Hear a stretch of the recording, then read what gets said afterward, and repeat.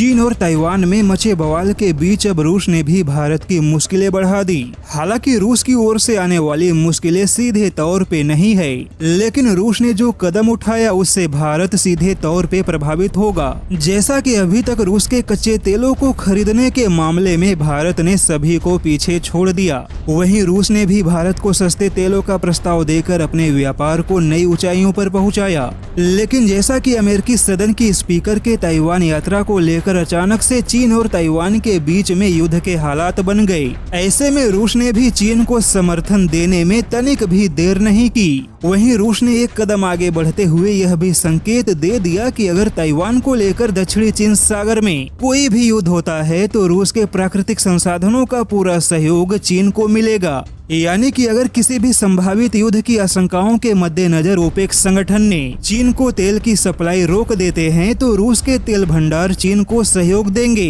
हालांकि रूस का यह फैसला सीधे तौर पे भारत को निशाना साधने वाला फैसला तो नहीं है, लेकिन फिर भी रूस के ऐसे फैसलों से भारत कहीं न कहीं सीधे तौर पे प्रभावित होगा, क्योंकि यूक्रेन के मुद्दे पर भारत ने भले ही अमेरिकी दबाव को दरकिनार करते हुए तटस्थ रहकर भी रूस के साथ अपने द्विपक्षीय संबंधों को मजबूत बनाया, किंतु ताइवान के मुद्दे पर भारत के लिए तटस्थ रहकर बैठे रहना आसान नहीं होगा, क्योंकि रूस और यूक्रेन मुद्दे पर भारत का सबसे बड़ा हित रूस के साथ जुड़ा था। वहीं रूस भारत का सबसे पुराना और आजमाया हुआ सहयोगी भी है, किंतु चीन और ताइवान के मुद्दे पर ऐसी स्थिति नहीं होगी। वहीं भारत क्वाड संगठन का सदस्य है। ऐसे में संगठन के सहयोगी देश चीन पर व्यापारिक प्रतिबंध लगाने जैसे कोई कदम उठाते हैं तो भारत को भी क्वाड संगठन का सदस्य होने के नाते चीन पर प्रतिबंध लगाने जैसे कदमों को समर्थन देना होगा। लेकिन जैसा कि रूस ने बिना देर किए ताइवान के मुद्दे पर चीन को अपना समर्थन दे दिया, ऐसे में अगर चीन और ताइवान का युद्ध हुआ